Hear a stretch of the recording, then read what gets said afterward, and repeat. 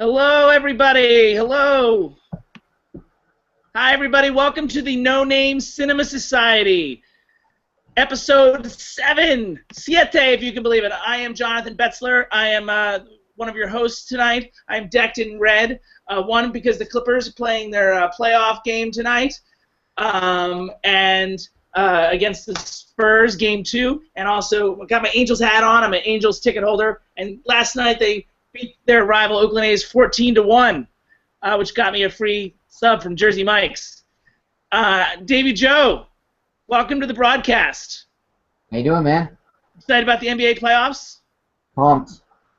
Who are you rooting for with the Sixers out?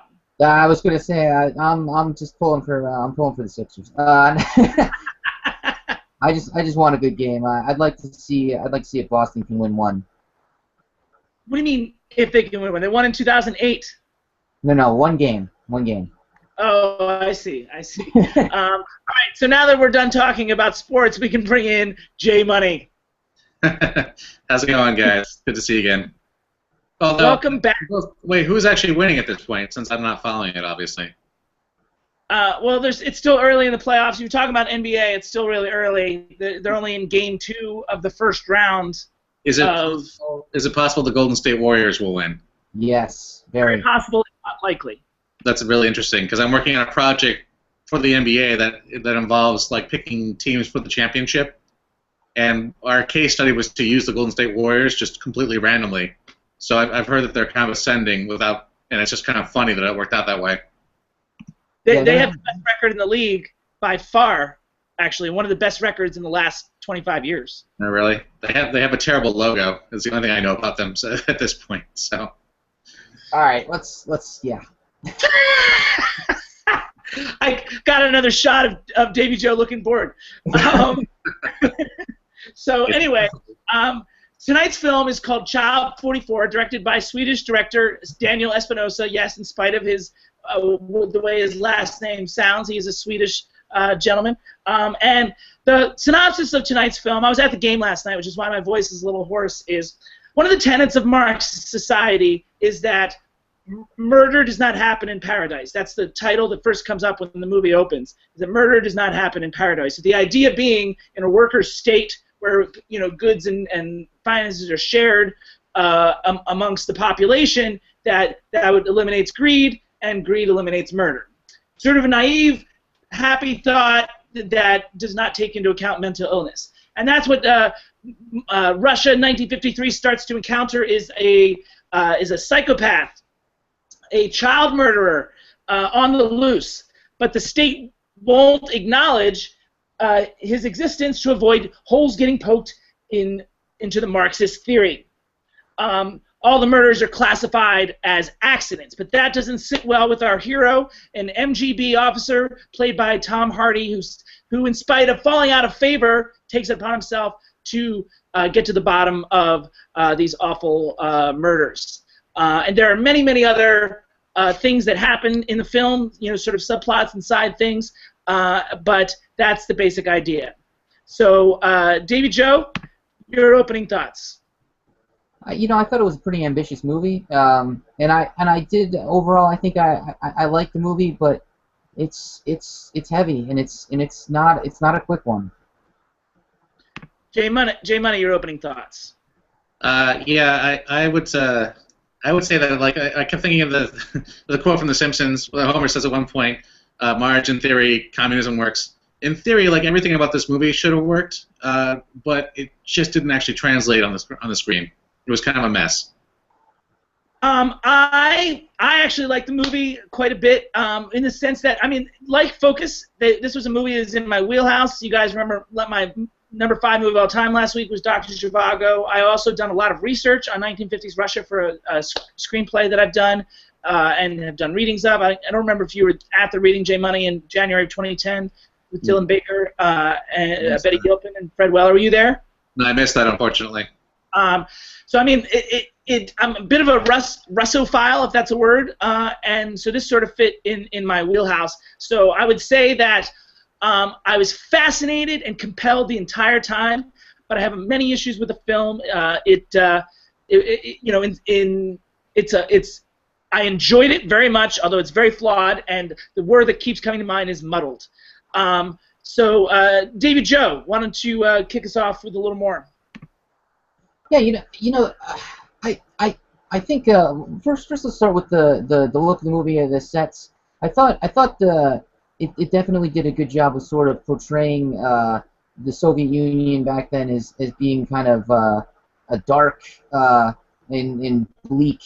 And just looking at the expressions on people's faces as they walked around, I thought that it really did kind of capture the feel, at least what I would think was the feel, or it definitely portrayed sort of the feel of a kind of a scared populace.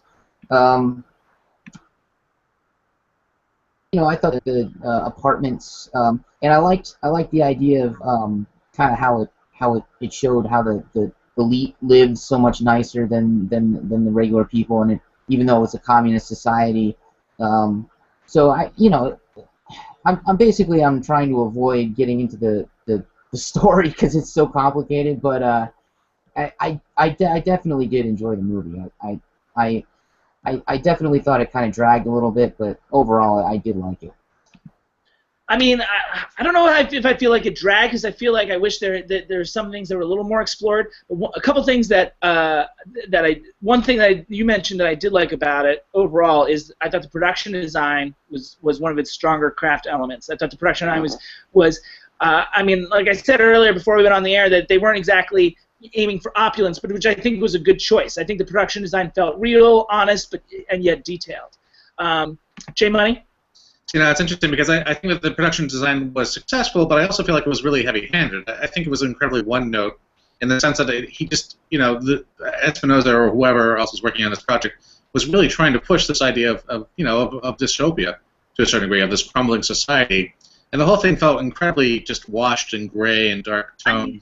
Which is appropriate, certainly, but at the same time, Davie Jo disagreed with you when he said they showed the difference between the classes. I mean, like how the wealthy were living differently than the workers. And yeah, in the sense that like some people had cars and some people did not. But I don't feel like there was a real sense of difference between like an opulent area versus a really downtrodden area. Everybody seemed depressed, and everybody seemed to have this sort of affect surrounding them, not just in terms of the characterizations, but also just in terms of But you also just said that made sense. You also just said, and you yourself just pointed out how that sort of Well, it makes sense in terms of the plot itself. I mean, this is a noirish movie. I just happen to think that it was too heavy-handed in its approach. I think that it was so one-note that ultimately it was hard to distinguish different areas. To me, it was melded in the same way visually at the end of the day. And by the time we were done with like the nearly 2.5 hours of it, I was definitely tired of looking at it.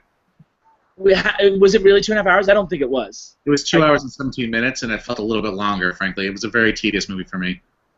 I disagree with that as well. And I take umbrage to the word tedious. Well, I'm sorry you take umbrage, sir, but in fact, it was an incredibly tedious movie. I mean, it was a movie that was very bogged down by a lot of different storylines. Say it again to you, tedious to you, because it was furthest. That's the furthest thing to me. I mean, I like I said in my opening statement, I was compelled the whole time, and enraptured. I was enraptured. I was totally engaged. Are you enraptured by paint drying? I mean, that's the only analogy I can think of. I mean, like, I don't see why you have to be so obnoxious. I think you know exactly why I have to be so obnoxious, JD. I don't. I mean, I think my point is that I'm sorry that you felt it was tedious. I definitely have some issues with it, but I'm not holding you personally responsible for it. It's tedium. That's okay. Well, I'm defending it for being tedious. I mean, like it had some structural issues, but it certainly had a compelling story at its heart, and at least to me and Davie Jo. And as far as production design is concerned, which you keep attacking as being one note, and yet it was so realistic. I mean, like, is it not plausible that was true to the times? And I mean, like, all evidence points to the socioeconomic issues of 1950s Russia. So why, can something be realistic and heavy-handed at the same time? No, I don't think that it was necessarily entirely accurate. I think that it was definitely taking a stance about this time to point out the feeling of dystopia, like I was saying. whether or not that's actually exactly how it was in Russia at the time, I don't think any of us can really answer to. I don't think any of us really have to either. This isn't necessarily a historical fact. This is historical fiction for a reason. That's okay. I'm just saying, like, I thought it was a little redundant at the end of the day. And I felt it matched my understanding and my research of the time period. Mm-hmm. Davie Jo, do you want to break the tie on this one? No, I mean, I come down on your side. I think that look, here's the deal. I think that it was one note, but I think that it was totally something that the director was. It was a feel that he was trying to portray, and I mean, my understanding is that it was pretty accurate. I'm no historian, especially. I don't have a real solid grasp of the Soviet Union in the 50s, but I feel like it definitely sort of portrayed sort of the bleakness of the time in the society, and also contrasted the elites from the regular the proletariat, I guess would be the the word that you would use. But I think I agree with you. J Money, you lose. That's fair. Although I think it's funny that, in a sense, I'm almost siding with Russia on this. You guys have seen the reports that Russia decided to not release this movie, right? But then I read recently, like in the last couple hours, that they've doubled back on that. Oh, really? Oh, that's interesting. Hey, more power to them then. J Money, let's. I mean, I was going to talk about a few more pros first before we got into cons. Do you have any you want to share? If I can, let me back up. I don't think this was a terrible movie. I just think that I had some. I think it was a flawed movie, perhaps the same way you do. But this was not a terrible movie in the pantheon of movies that we've seen, especially this year. So by all means, feel free to point out other pros. Do you have any? Was my question. Oh, do I have any? I definitely enjoyed the performances, even though I think they were very mixed. I definitely enjoyed. I enjoyed the intention behind the movie. I think that, if on a whole the movie was trying to do a lot of things at once. It was trying to juggle a lot of really big ideas and important storylines, and it suffered a little bit because of that, but I also appreciate the fact that it was trying to be more than just your standard boilerplate sort of, detective movie. So I think that I appreciated what it was trying to do more so than what it actually ended up doing. It's funny because I agree with almost everything you said there. It goes back to Davie Jo. You made a point before we went on. You guys agree about everything and then you fight about it. That's exactly true. We agree about everything and then we have exactly the opposite conclusions usually. So. Yeah, I agree with all you just said. And I don't know which direction to take it in. So you brought up the performances, and I wanted to talk about them. But I've got more performances that lie in the cons than the pros. So I want to we're sticking on the positive. I want to say that I think that, and I don't know if it's a source material or what. The screenwriter behind the film is a very tried and true screenwriter by the name of Richard Price. Done a lot of great work over the years. I would say that the thing that the movie had most going for it is the story itself. And I'm sure the novel obviously has a lot to do with that, but also the scenes, the individual scenes, were very, very well written. I think if it has any issue at all, the film, the script there's a structural issue, and I think a lot of that has to do with the direction and the editing. Quite frankly, I bet you there was a lot of footage that wound up in the cutting room floor. That as far as some of those subplots were concerned, it's certainly that way. And how they went about. It's the ambition, and there was probably a 180-page screenplay somewhere along the line that they had to cut down. But the individual scenes I thought were really, really well written. So I thought that was good. Performance-wise, I have mixed feelings, like you said, about the performances. But one that I thought was particularly strong was Noomi Rapace. I thought she was very, very good in a very complex role. I really enjoyed her ambivalence, towards. She grew, I think, more than any other character. She had the journey. Certainly when it comes to relationship with Tom Hardy, who, I don't know if you guys saw this film, but they did a film together last year called The Drop, Right. which was James Gandolfini's last film. Right, So they reunited from this, and one thing about Noomi Rapace is she's working with her countryman in this film, Daniel Espinosa, and also Joel Kinnaman is in this film, and it's our second film with Joel Kinnaman this year. He's a rising star for us here, basically. He and Boyd Holbrook are our two big actors of the year so far. But both of them, are also Swedish. So, and Joel Kinnaman did one of Daniel Espinosa's early films called Easy Money. And also it's a reuniting of Tom Hardy and Gary Oldman, who did Tinker Tailor Soldier Spy together about 4 years ago. So and the last Batman movie, to be fair. And what? And the last Batman movie. Yeah. Did they have any scenes together in Dark Knight? Did they not? I don't know. Although I will say that I thought that Tom Hardy's performance in this, at least his accent, brought in lots of elements of Bane. I feel like I got a chance to hear what Bane would sound like if he didn't actually have a mask on to some degree. All right, well, you opened the door, so let's go into that. Tom Hardy. I'm concerned about Tom Hardy overall. I'm feeling like now that we know more of, we've seen him more, like he sort of burst onto the scene with Inception, had an interesting performance in Warrior, and now that we've seen him a little more, I feel like the performances are starting to feel a little overly calculated to me, and surface type emotion in the sense that these characters are similarly, reluctant heroes, brooding, with an accent, almost in each of these films, and I'm starting to feel them all blend together and not really buy into them as much. Where do you guys feel about that? I mean, and I like the film. It seems like more than anybody else here, but which seems to be always the case. But in fairness, where do you guys stand on Tom Hardy, Davie Jo? Unfortunately, I can't really talk about the other movies. I mean, Batman. I can't really judge Batman. He's behind a mask. I have no way to really understand how that performance worked. I can't even tell if it's really him back behind it.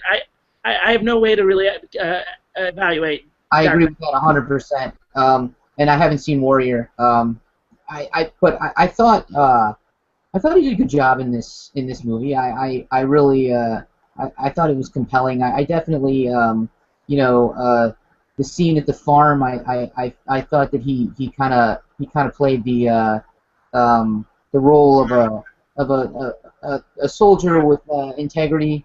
I thought he did. I thought it came across very well, and I thought his performance overall was pretty earnest. But I mean, it wasn't a bad performance. He wasn't laughable. I'm just and performances are sort of my, I judge them more harshly than I do other things. That's sort of one of the things that I look closely at, and so I will be splitting hairs more on performances than others. But it was problematic.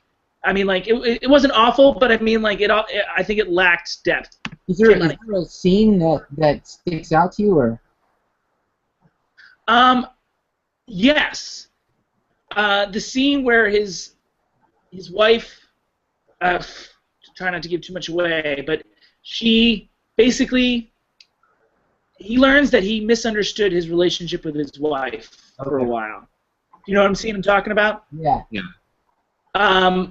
That's a scene that had a lot of meat, had a lot of power, and he had an external emotional reaction that I did not believe. Okay. And these are levels of, I'm being nitpicky. These are levels of detail that I might be watching for that others oh, he had a single tear. That's cool. Like that's enough. The fact that he had the tear. But I mean, I as a film watcher, I want to believe that tear, not just like that it was put there by a syringe. You know what I'm saying? Sure. Now, as director, do you do it over? Do the take again? Yeah. I mean, if I felt like a tear like that or something felt forced, I'm a big proponent of less is more. Okay. So I might actually say, you know what? I'm not buying that. That feels It doesn't. It feels forced. So just take it away. Let me. Like, I'd rather just look into a blank. Like, I'd rather him just like do the 1,000-yard stare or something like that. I feel like an audience member might, react to that. Like, they'll draw their own conclusions from that. And so I would say like take some of the histrionics out of it, and if you can't do it, or if you're not feeling it from your gut, then strip away some of that external stuff, and just let me see your eyes, let me see you thinking about it, and I think that'll be powerful. That's probably what I would say. J Money, do you feel similarly about Tom Hardy in this movie? Well, yeah. I mean, I actually like Tom Hardy quite a bit. I've been a fan of his since I saw what was it, Brother? I think the one where he plays the prisoner. I'm trying to remember the name of it. But I think in this movie, it's kind of like there was never a point where I thought he felt natural in it, in the sense that I think that he was trying really hard to kind of try to like it felt like he was trying too hard, I guess is what I would ultimately say. I was always aware of the fact that he seemed aware of his actions and how he was sort of like presenting himself in the scene, the fact that he was doing a lot of prop work. I mean, there were a lot of things I noticed, like there's a scene where he is talking to his wife, Noomi, and his adoptive parents, and they're all sitting around the table, and he is definitely commanding that scene in the sense that he has filled himself in the space. He's sort of cracking an egg in a way that seems very, tense in a way. There's other scenes where he is definitely kind of laying himself out there as if he's trying to basically take up all the space around him. And I guess what I thought was like, in one hand, it works with his character. On the other hand, it feels like he is definitely tight in these scenes. He definitely doesn't seem like he's just relaxed in the scene. He seems like he's very much practiced and doing exactly what he thinks in his head he should be doing. Yeah, no, I completely agree with all that. Now I'm going to move along to some of the other performances, some of the supporting performances, including Gary Oldman. Gary Oldman, I think, is one of our finest actors. Maybe if I had to make a top 10 of actors, he would be on it. However, he's underused and underdeveloped in this film. Sure. It's a waste of Gary Oldman, and I don't feel like necessarily putting the blame on Gary Oldman. I don't think it's a bad performance, but I just think there was nothing to it, and I wish there was. And Gary Oldman has a history of bringing things to minor characters that are special, and that wasn't the case here. Also, and our actor of the year so far is Joel Kinnaman. I thought he was very weak. I thought he's very weak. Not much. When you have villains and things like that, you want to get behind them. Like, I think villains are more interesting and captivating if you can almost, I don't want to say empathize with them, but certainly comprehend their motives. And just having a crush on Noomi, it didn't feel enough to do all the things that we suspect him of doing. And I didn't buy his jealousy. I didn't buy any of it. No, he was very one note. I think that he was as close as you get to like a twirling mustachey kind of villain that you can get. He was one step away from tying her up on railroad tracks, basically. But I think what you're talking about is actually. I think what you're talking about is actually a problem with the story in general, though, because in the sense that you're saying he wasn't enough of a villain for us to root for. It was hard to find. Root for. I didn't see root for. I was very careful not to say root for. I don't. Okay, not root for necessarily, but he was none of the characters, or at least none of the conflicts in this movie, are prominent enough for you to really kind of invest yourself in them to begin with. I mean, he is one of many sort of nemeses in this movie. He is one of many conflicts that are being dealt with. I was going to get to that as well, because Patty Considine. I have a lot of history. Completely thrown away. That performance and that whole plot line ultimately to me was completely thrown away and completely contrived. Even though I thought Patty Considine's performance was good. I mean, if that's who's responsible there, but I mean, like I feel like if there was another actor playing that role, I feel like I don't know if you would feel the same way. I mean, like, I don't want to put it all on the shoulders of Considine. I would almost rather never have that. I would almost rather never cut to that character at all. Yeah, I absolutely agree. I absolutely agree with that assessment. I mean, it's just like I'm not playing Considine. I think that the role itself was just either, like you were saying before, maybe a lot of it was left on the cutting room floor, or maybe the character was just never given enough chance to develop as a character. Yeah, no, it's interesting. But it's funny because in spite of all these flaws we keep talking about, I was fully engaged, fully interested, and maybe just giving the film more of a chance, because I was engaged in the subject matter, and everything that was happening in the film kept me interested. Something, and I think because it wasn't until it's all wrapped up and said and done that you can really evaluate those things. Oh, that didn't lead somewhere. Like, for example, whatever happened to the coin that's so important in the first two scenes. Sure. About a lot of loose threads, and it's weird because Richard Price has such a good pedigree, and my inclination, given some other flaws that I had with the film that I'm gonna bring up later, is to put it on actually the post-production process and the editing, because that's based on what I know about the process, that's my guess as to what went wrong in the film, like test screenings that went awry or something like that. So the one other positive thing that I wanted to talk about is, and I should have looked up the production designer name and also the composer's name. I thought the score was very subtle, except what played over the closing credits got really heavy-handed, but throughout the movie, like, some great violin work. I thought the orchestrations and the score was subtle, gentle, sweet, and appropriate, and it stuck out to me as a real positive to this film. Do you guys register any of that? I agree with that. I thought that it created a nice feel to the movie. The score was great. All right, so I'm ready to. Any more pros before I move on to my major cons? No, I definitely have a quibble when we get to that. All right, do you want to give the first quibble? Yeah, sure. What did you think of the way the action scenes were shot? That's funny. I have a very that was my number one thing. Okay. Is the action scenes were terrible, and that's that's what I was talking about from the post-production point of view. That's the editor, and that's Daniel Espinosa. Daniel Espinosa probably didn't shoot it right, and certainly it wasn't edited right. And the two glaringest examples are the scene in the very beginning, the World War II scenes, and also the end fight, the end wrestling mud match. Very poorly done, but I mean, like, it fits in modern actions, Michael Bay type chaos, create chaos confusion type mentality with action scenes. That it sort of fit in that ballpark, but I mean, it was very sloppy, and it's that itself was muddled. Like But JP, did that approach even belong in this kind of movie? To me, it felt so at odds with the rest of the tone and the rest of the feel of this movie that it was just a weird thing. I buy that as well. But that is actually that even if that's true, and I believe it is, that's not, if you took those scenes and put them in a different movie, without making any cuts, they would be very bad. They were poorly executed overall. Yeah. I can even throw the stunt choreographer under the bus as well. Like, it's at least for that last scene. I think they're to blame. They need some blame there as well. But nothing good was going on in those scenes, except maybe some of the music that was playing outside the diegesis. It's funny. I think that both the scenes that you mentioned were not good, but I think they were better than the train fight. Which the train fight was, I wanted it to be over so I could see what happened.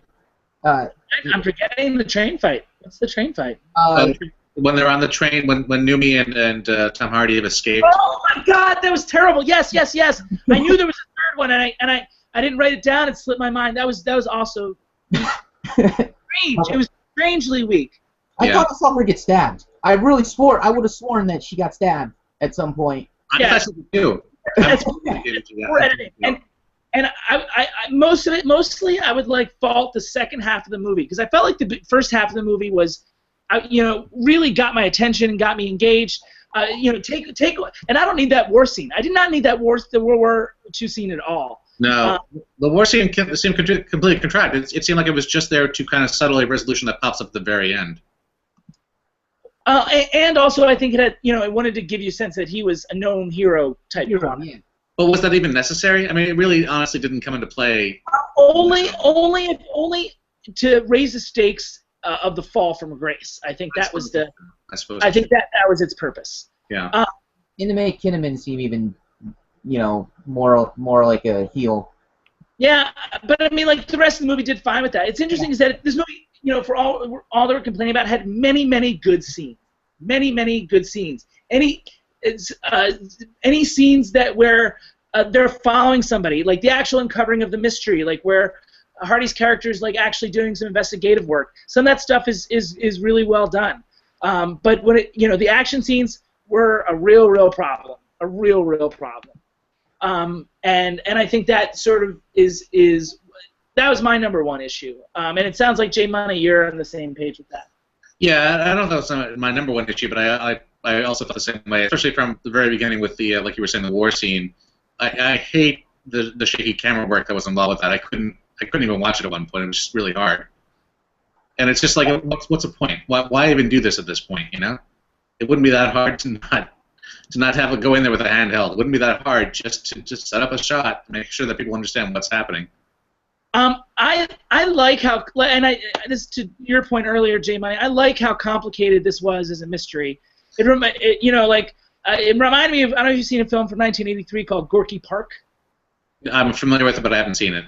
But it sort of reminded me of that. I really liked the Cold War mystery thing going on, and the actual mystery, the cover-up of the murders, and his fall from grace. Like, I didn't mind all that, and even the concept of the jealousy over the wife. I mean, like, I just didn't buy Joel Kinnaman. Yeah. In that scenario, but I like the idea of it. So there's a lot of potential here, and it realized some of it. Like I overall, we're on the cons part, which is why I feel so negative. But overall, I'm a net positive. In spite of all its flaws, I was engaged, like I've said a few times. But the more I think about it, the more I feel like it almost feels like a shame, because it's so clear to me that they should have just stayed on the mystery with those extra elements. And one thing about, and I'm might be alone on this, but there's something that we call, whenever we work on a movie, we have to consider the perspective. There's two kinds of perspective. There's the limited perspective and a general perspective. Whenever we're writing something, we got to think about that. And that is, what do we want the audience to know? Everything, just what the main character knows. That's the limited perspective, and that's the take of most film noirs. Or the general perspective, and that's what takes this out of being a film noir, is the audience knows more than what the hero knows. Yeah, and I really done that. North by Northwest is a good example of the general perspective. Actually, North by Northwest is a good example of how the movie actually switches mid-movie from a limited perspective to a general perspective. Which this one did too, for the most part, right? Is it mid-movie that we find stuff out?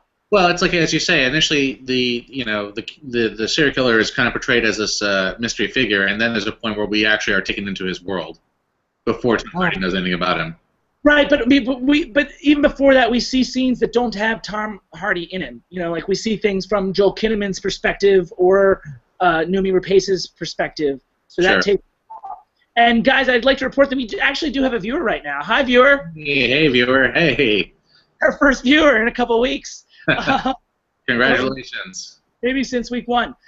So, all right, and viewer, we're just wrapping up our Child 44 talk. I think. Do we have much more to say about that? Go ahead, Davie Jo. I was just gonna say, I like the movie enough, but I actually when this comes out on video, I'm probably not gonna see it again in the theater, but I do wanna see it again. I feel like I need to see it again just to kind of clear some things up and get a better handle on it. Yeah, I have one more note under cons, and it just says Russians with an underline. I don't remember what that means. Just Russians. Just Russians. Let me. Yeah, you know what?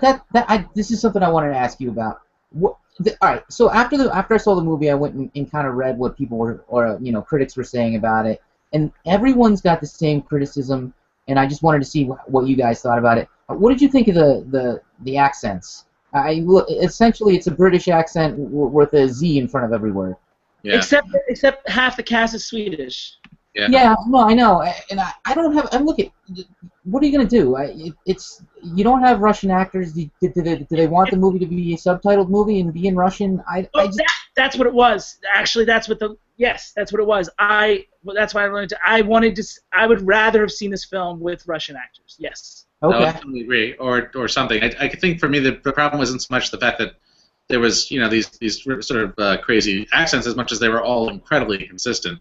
There was everybody had their own interpretation of what the accent should be, and as much as that shouldn't really be a thing. Kind of why, because they were playing people from different areas.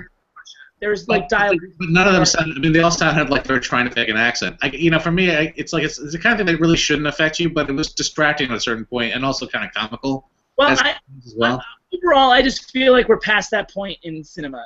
Like that sort of thing where these Americans play these roles is not necessary anymore. It's enough of a global environment now in cinema that I think that we could realistically have some really good Russian actors playing these roles. Yeah. And having subtitles, and just dealing with it. I want to talk about that idea for one sec, because I do think that there was, especially since we were talking before about how Russia banned this movie, there was a real Western sensibility to showing Russia and also the plight of that period of time in this movie.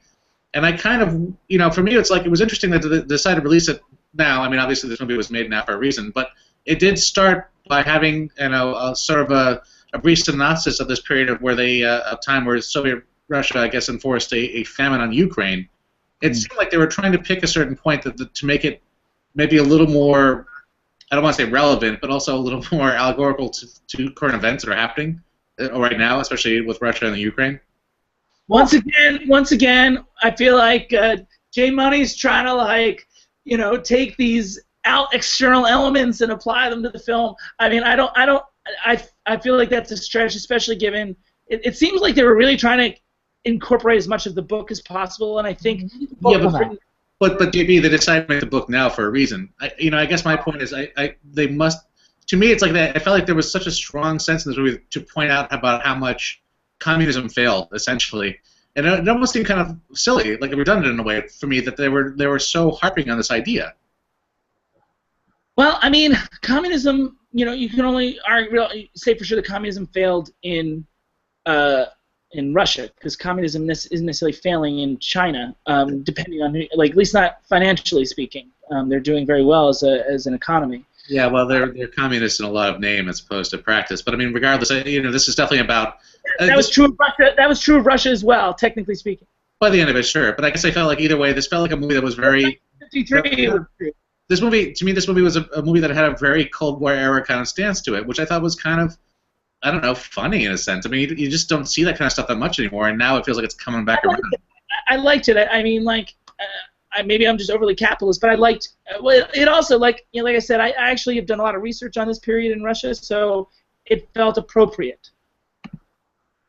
I mean, I don't know if that disappoints you. I just thought it was interesting. I think it's the kind of thing where, there's so much talk about the craziness in Russia these days, and it felt like it was definitely poised at a good time to be coming out. I doubt it, because I didn't catch any sort of I didn't feel like there was any sort of modern day perspective on it. No, I really did. Well, I get that impression.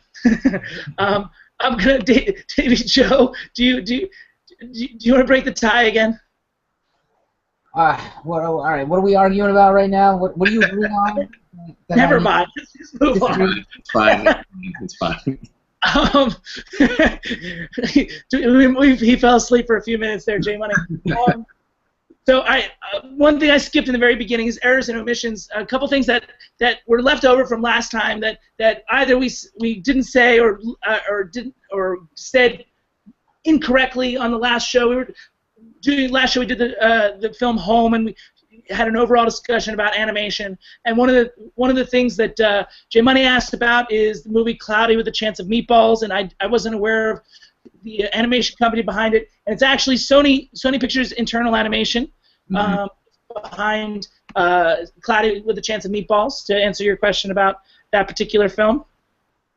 So which was sort of a new thing, and I don't think they've got a lot of other stuff under their belt yet, aside from the sequel. The other thing that I wanted to bring up, and as soon as we finished last time, I had forgotten about it, is probably one of the better animated films in the last 10 years from neither of these studios is a film called Rango that we didn't really talk about and maybe should have. Not that there's a lot to say about it. Only in the sense that it's probably, it's probably Gore Verbinski's very best film, because the rest of his live-action films, except for maybe one, is fairly weak. So, have you guys seen Rango? Do you want to say anything about Rango now that we have a chance? I haven't seen it. I have not, unfortunately. Interesting. As a film history buff, Rango is really interesting because it is sort of referential of other films, particularly Western. So, from my point of view as an outsider, it feels like it doesn't really know how to market itself. I don't really know where this movie fits in regards to everything else we've talked about. Like, it feels more adult than the other stuff. Am I wrong? Only in the sense that it's referential. It has a lot of the silly humor and cartoony characters, Okay. like talking animals and things like that. Maybe the kids might not get some of the spaghetti western references and such. Uh-huh. But there's enough like wild, crazy chases and things, and Johnny Depp's lizard character running into walls to. How many fart jokes are there? It's been a while. I have to do the counts. Anyway, the final thing, intermission from the animated discussion is after the show, J Money sent me a very nasty email regarding how we differentiated Pixar and Disney. He went back and did some Wikipedia research to tell me that Disney did not acquire Pixar until 2006, which I don't think I really disagreed with, but I think my point was even the feature films done by Pixar prior to that were distributed by Disney. Yes. So but that's missing the whole point that I made. But it's fine, Gibby. First off, my email is not nasty. First off, and second off, since you are such a stickler for details, I just thought I would go back and talk about it, because in our actual episode, I mentioned how I thought there was some sort of disconnect between those two things.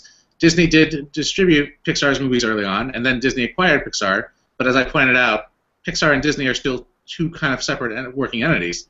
And yet, I don't feel like they are as much, especially anymore, and it's especially in the things that we're talking about.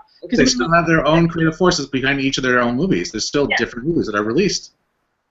Yes, there's some that are Pixar and some that are not. But yes, and there is a difference. Yes. There is a qualitative difference between those two different types of movies. I'm talking now, and I'm saying that there is less of a disconnect in terms of success and quality between the Disney films and the Pixar films as there are between the combination of the two in DreamWorks. The Disney films that are straight out of Disney, the Tangles, the Frozens, Wreck-It Ralph, those and Big Hero 6, those are all straight Disney, no Pixar. They're just successful, if not more so, and critically acclaimed and good as the Pixar films, which are, recently Brave, Up, Wall-E. There's less of a disconnect between success and both creative and financial success as there is between those and the DreamWorks films. So in that sense, Disney released all those films, and all those films share a similar success pattern. Whereas I understand they're different creative forces. Although John Lasseter is not only head of Pixar, he's also the head of Disney now as well. Yes, he is. So even in that sense, the creative forces are melding a little more. Yes, they are, for the best. I do believe that his influence is why you're talking about how movies that are released under Disney's creative forces have gotten better and better, and I would agree with you. They definitely have. Well, I guess my further point is, one, I think industry-wide, the Disney versus DreamWorks comparison combines the Disney Pixar films into one, in terms of the way that the industry discusses them. Now, the industry as a whole, like I'm talking about websites like The Wrap and Deadline.com, when they have these comparisons, they're combining them, and their discussions are mainly from a financial point of view. They're talking less about success creatively. And the second thing is, I don't know if there's really a discussion to have, or how long we could have it when it comes to Disney versus Pixar in terms of the differences. I mean, like, most people actually aren't aware of the differences. I actually had forgot Brave was Pixar, before last week's episode, and I had to research it. I thought actually that was Disney. That's how close that they've come. Whereas I feel like you could pick out a DreamWorks animation thing versus a Disney animation thing anytime. That's a fair point. I think I won that one, Davie Jo. Yeah, I don't think there's really a winning and losing here in this situation. I mean, I wasn't necessarily saying we should read on the Pixar Disney animation stuff, because I'm not. I feel like there's more left here. We can keep going. No. We're done. We're done talking about Disney and Pixar and all this stuff. We're done. And for what it's worth, viewer, if you have any questions, feel free to add it on our Facebook page. Feel free to throw any questions our way, and we'll try and answer them. And maybe not rude. Anything's possible. It's time for Indie Spotlight, Davie Jo. Are you excited? Oh. All right, our Indie Spotlight this week comes to a film from last year. It's a film called Love is Strange, directed by Ira Sachs and starring John Lithgow, Alfred Molina, the lovely Marissa Tomei, among many others. The game last night, boys. I'm losing my voice. J Money, you have not seen this film, but I believe Davie Jo, you have seen this film. Do you want to? Yep. Do you want to give me your thoughts? I mean, it's a great film. In the way that it's another kind of, it's got a kind of a Woody Allen feel at times in the way that it shows the city, New York City, but it also the way kind of what Woody Allen does with jazz music a lot. He kind of wove in the Chopin piano music, and it really. In fairness, the Alfred Molina character is a piano teacher. Yeah, that's true, and it gives the movie just a really nice a really nice feel, it's a heartfelt film, and it definitely was funny at times, and I was engaged the whole time through, and I really did enjoy it. Do you want to watch it now, J Money? Well, I mean, as you know, I actually did start it. I got about 15 minutes into it, and then I had to cut out, unfortunately. So I do want to watch it. It did seem really intriguing. I'm definitely very intrigued by Molina and Lithgow's performance in this. It seems to be, the kind of movie that you just don't really see that often anymore, involving these kind of characters. So I'm intrigued. Yeah, I mean, I brought up the film, so I'm a fan. In all the indie films that we saw at the indie Spirit Award screenings, I'd probably rank this behind Blue Ruin and Force Majeure, which was last week. Force Majeure was last week, right? The Indie Spotlight. Yeah. But I mean, it's up there. I mean, I've seen now all of Ira Sachs's major films, and for those of you who don't know, they are 40 Shades of Blue, which won Sundance its year, I think 02, 03, that range. After that was Married Life, which was probably his biggest budget film, with Pierce Brosnan and Rachel McAdams and Chris Cooper and Patricia Clarkson. I don't know if you guys saw that one. I would say that's 2008. Mm-hmm. Then a couple of years ago, he did an autobiographical film called Keep the Lights On, about some of his, living as a homosexual young man in the 80s. Late 80s, early 90s, I think it took place in. Where he was like, I don't want to say he was hustling, but he was calling hustlers, I guess. And then this film. I still feel like Married Life's the strongest of them all. It just had a little more crafted of a plot, and a little murder mystery element to it. But Love is Strange and all of Ira Sachs's films, they're so honest and real and genuine and sweet. This film in particular was very sweet. Their relationship, Davie Jo, I thought was really, really nice. Yeah, it was, and both Molina and Lithgow, they really knocked it out of the park. I really, there's a long stretch of the movie where they're separated, and you really felt for them. The one thing about the movie that I kind of and this is a small quibble, but it kind of is another thing that Allen's movies, and I love Woody Allen, so it's just like anyone who's lived in New York City, and we've all lived in New York City, who's got these apartments? And how is the music teacher? It just doesn't seem like losing that job is going to be the difference between having this awesome Manhattan apartment and not having it. But it's not really important. Well, I think there's an element of there was an element of how long they've been there too. But I mean, it's a true story. Like this is another autobiographical thing. I was at the Q&A, so Oh wow. tell you this that he and his lover had to be separated, and like all these sort of tertiary characters like the Marissa Tomei character, those are all based on people that are in their lives, and that's part of why the relationship felt so honest. Ira Sachs has been with his partner for a good. In fact, at the end of Keep the Lights On, he meets a character that is basically the same character that is what Alfred Molina played, just like there's a 20 year, 25-year difference between the two. And obviously, Ira Sachs' character is based on the John Lithgow character, and Ira Sachs is, I don't want to give too much away, but the fate that John Lithgow suffers, obviously, Ira Sachs did not suffer that fate. But my quibble with the film, it's not really a quibble, but I think it just is the small thing that separates it from something like Blue Ruin and Force Majeure is, it was sweet, but the stakes are so small up until the very end when they have that little twist. But I mean, it's about how they lose their apartment and have to separate, and that you feel for them, and it's about how they sort of it feels very everyday slice of life type stuff, and how they deal with their life situation, how they deal with this problem being separated, and how they get back together.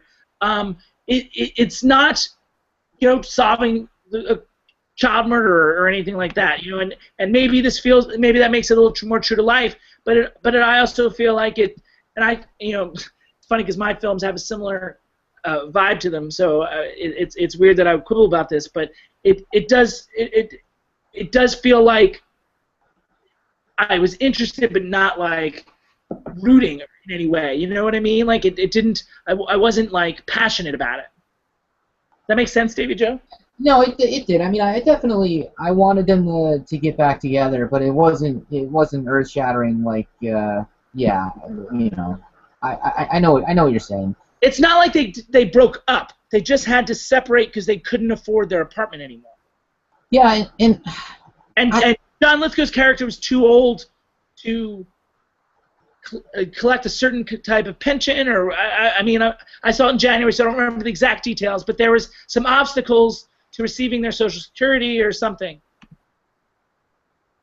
Davie Jo, do you remember?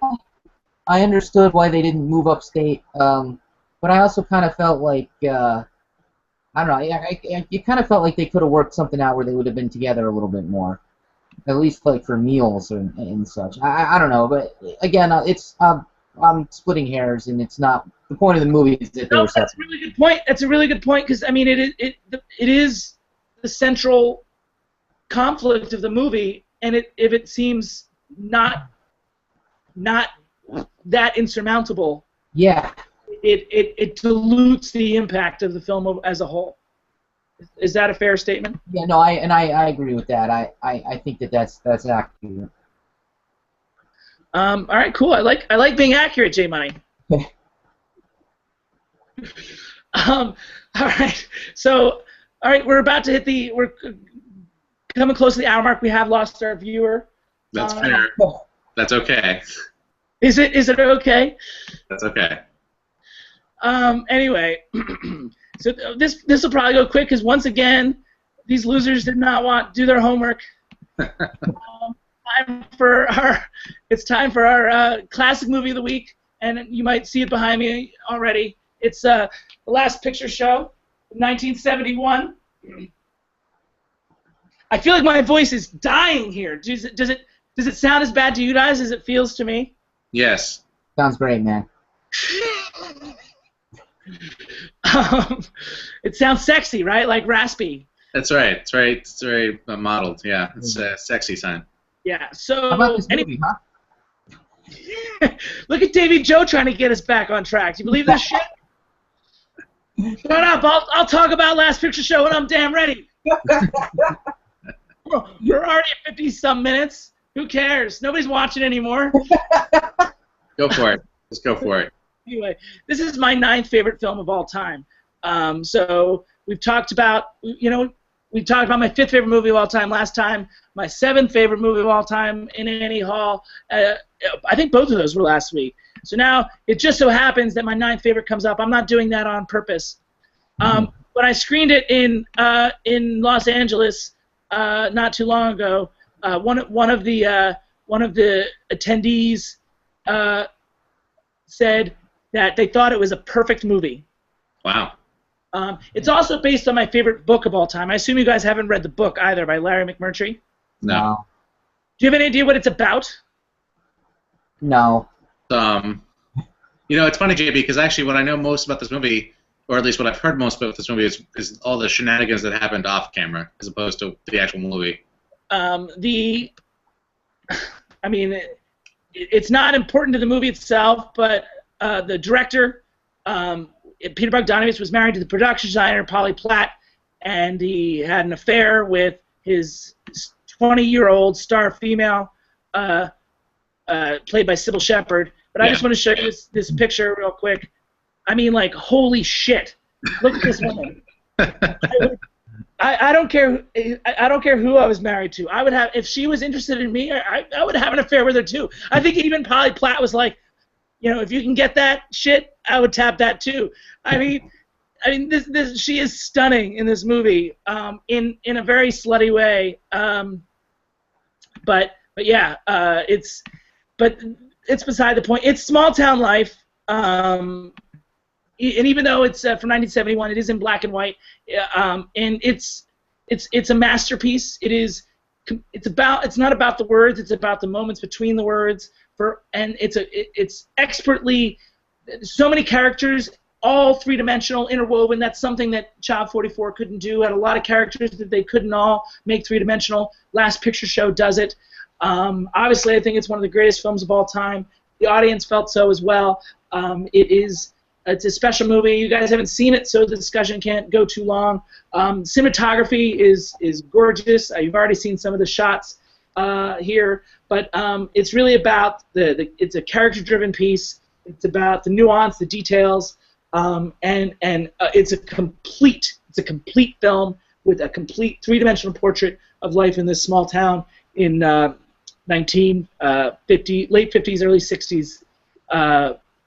Small Texas town, and it's beautiful, and I highly recommend it to y'all.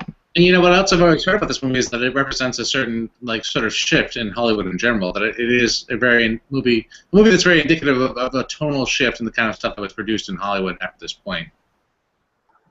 What do you mean by that?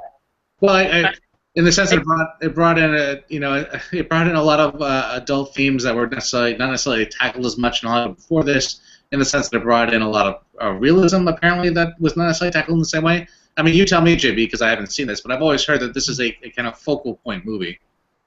I mean, maybe. I think certainly it was part of this movement. I would say the movement towards these more adult films, with the foreign influence. Started with films like in 1967, with films like Bonnie and Clyde, The Graduate. That year is really like where the sea change starts.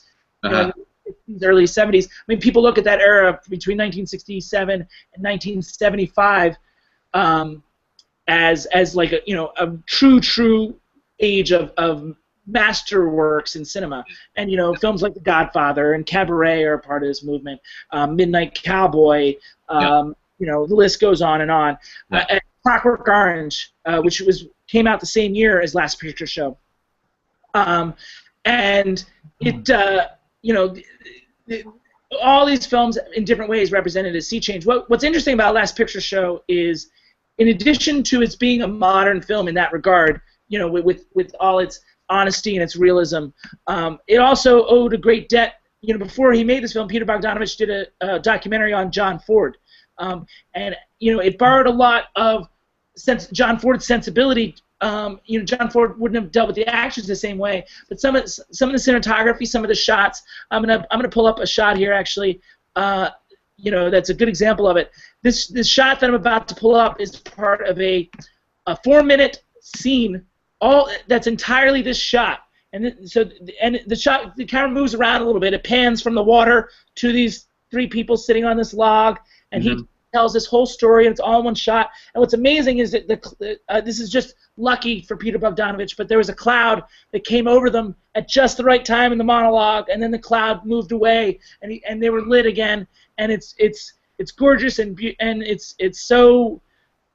such great cinema. It's so nice. I can't really say enough great things about it. Although I've tried. But I mean, the brackets I think will help illustrate part of that, because I think you guys are be surprised. The similar bracket to last time. Best Picture nominees. That's films that were nominated for Best Picture but lost. And obviously, The Last Picture Show, I mentioned, was nominated for Best Picture. Actually won 2 Oscars. Best Supporting Actor for Ben Johnson, who was the older gentleman in that shot I just showed you. And also Cloris Leachman, Best Supporting Actress, who got you guys, I'm sure, know Cloris Leachman. Yeah.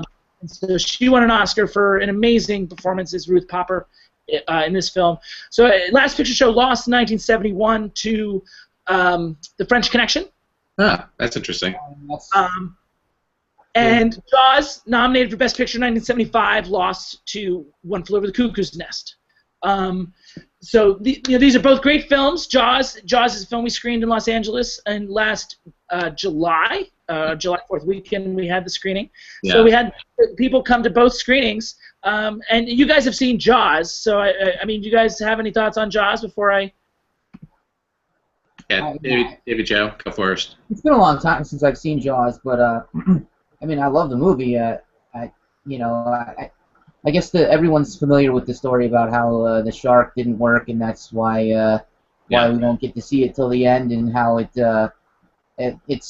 one of the greatest parts of the movie is how you don't really get to see the shark until the end, and it's really built up. And when you see the shark, it's scary. I mean, I think you could call it a horror movie. I don't know. I love Jaws. Yeah, it's I know we've had a lot of discussions off camera before about how I feel about Spielberg. Jaws is probably one of the only movies that Spielberg has done that I both really like and really respect. It's probably the only thing that I've watched. It's possibly the movie that I've watched the most ever, because I tend to watch it once every couple of years basically, and it's just the kind of movie I'm completely in love with. As much for all the lore that happened off screen as what happens on screen. Well. Interestingly enough, guys, and I mean, I think everyone at our screening liked Jaws, but we had a unanimous vote that had the upset Last Picture Show, and a lot of the people that came to the screening had never seen Last Picture Show, so I think that, like you gentlemen, there was an element of, holy shit, how did I miss this movie? Yeah. This movie blows my mind, and I think, whereas the Jaws had this, I've seen this 1,000 times quality going for, and I'm not saying. I don't get a vote, first of all, I want to say, in these screenings. Jay Money knows that because he's attended some of the screenings. True. But I would have voted for Last Picture Show as well, being one of my top 10 favorites. And Jaws is in my top 50, I'm sure. Mm-hmm. But, the one person in that screening that said it was a perfect film, they're not far off. I mean, it's funny and charming and deep and beautifully shot and detailed and nuanced and every character is developed. I mean, it's sort of like how did they pull that off? From both a screenwriting and a directing and a performance point of view. And it's not just Sybil Shepherd that's in this movie. I mean, it's a young Jeff Bridges. It's Eileen Brennan. I mean, Ellen Burstyn is in this movie. It's some of the best of 70s actors. You guys remember Eileen Brennan from Private Benjamin? Yeah. No, sorry. Jim Money, I feel like you're nodding, and you said no. Is that? No, I said yes, actually, yeah. Okay, thank you. Eileen Brennan was her sarcastic offer. Have you seen The Sting at least, Davie Jo? No, I haven't. I'm sorry. You haven't seen The Sting? I've I mean, I'm not one to criticize here. Obviously, I was gonna say, man. I have not. I just, I'm surprised. I'm honestly surprised, Davie Jo, that you've not. I know. Well, before he sees the Sting, I mean, hopefully, like, he didn't do his homework for this week, so hopefully you guys, J Money, you can watch Love is Strange for next week, and maybe the picture show, and Davie Jo, you'll find time to. Obviously I own the film; it's sitting here behind me. Their complaint is, ladies and gentlemen, that they weren't able to rent it. They weren't able to steal it online, so they weren't. No, I can rent it. Like rent it. Rent or steal. Yeah. So anyway, yes. Well, it should be available via DVD on Netflix. Great. That's fantastic. Yeah, who does that? So all right. So now it comes time to talk about next week's movie. And I took a photo here for J Money. Let's see if I can find it. Actually, it was for Davie Jo. To talk about next week's movie. When I went to the ArcLight to see Child 44. This was and those of you in LA know the ArcLight. So this was their display in the lobby. And yeah, ladies and gentlemen, this will be our next film up for review. Next week, we're talking about the Avengers: Age of Ultron. Which I know Davie Jo in particular is excited about. Do you like that wall display, Davie Jo? That is gorgeous. Davie Jo's been asking about this movie for a long time. Avengers: Age of Ultron. He's like, guys, save your money. We got to do the Avengers. I'm warning you. We're not going to spend all summer doing just action films. No, we can't do that. Mix it up. I'll allow Mad Max. Maybe we should do Mad Max. Thank you. I appreciate that because Mad Max is the one that I'm waiting for personally. So maybe we should mix in Pitch Perfect too. Is all I'm saying. I'll do Pitch Perfect. I'll put it in there if you want to do it. That's fine. The first you guys probably never bothered to watch the first Pitch Perfect. Hell no. It's good. Pitch Perfect is. I'm willing to do it. And I mean. And of course, it has my future wife, one of my future wives, Anna Kendrick, is a big part of that. But yes, it's Pitch Perfect. The original Pitch Perfect is really strong, and one of its stars, Elizabeth Banks, directs the sequel, so that should be interesting. Very interesting. The Avengers: Age of Ultron. Our discussion of that is going to be 2 weeks, a little less than 2 weeks away. Tuesday, May 5th. Same time though, 9:30 Eastern, 6:30 Pacific. Is that right, gentlemen? Yes. I think they both said yes. Yes. Yeah. All right. So mark it down in your calendars. May 5th, May 5th, 9:30 Eastern, 6:30 Pacific, where we're going to break down what's probably going to be the biggest movie of the year. We'll see. I mean, do you guys think it'll beat Star Wars? What do you think is going to win the year? I don't know beat Star Wars. Star Wars, yeah, I know Star Wars on that one. No. Avengers will beat it. You think so? I'm inclined to go with Davie Jo. I think we're in a society where Star Wars doesn't matter as much as the Avengers. I think everyone I've talked to about, and I've actually had conversations about this. People are looking forward to seeing Age of Avengers or whatever this is, Age of Ultron, but everybody's actually excited for Star Wars at this point. I don't trust J.J. Abrams. I'm sorry to say, he makes me nervous. That's fine. I understand. I'm cautiously optimistic at best about the Star Wars reboot, and I'm a pretty big cynic about it at this point. It just feels like of everything we've seen trailers for, it's the one that's actually inspired people. That is so not your nature. I can't believe he's a big cynic. That's crazy. You know what's going to be amazing? When he sees a movie and likes it, what are we going to do? Like, are we going to even know how to react to that? No. But chances are we'll never do that because, I mean, we never go to movies that I like, so what difference does it make? That's right, we do dictate. Can we make it through the whole year? Can we do a year of movies that J Money hates? Yes. You're on track. I don't know what the issue is. That won't be hard. Anyway, I'm springing this on these guys now. In addition to our discussion of Avengers, we'll also announce our top 5 favorite superhero movies of all time. Oh, yeah. Excellent. So that'll be part of the discussion on May the 5th. Okay. Cinco de Mayo is our next is our next episode. We'll have to see if we can have a Mexican flavor. So go Angels, go Clippers. Closing thoughts for you, gentlemen? Just I thought I had fun. How about you guys? Yeah, this was a good episode. It was okay. All right, good night, everybody. See you on May 5th, and we're going to talk about one of the biggest movies of the year, if not the biggest ones, Avengers 2. And make sure you guys all watch Avengers 1 so you're fully caught up. Oh, yeah. Okay. And we can talk about them both. Good night, guys. Bye.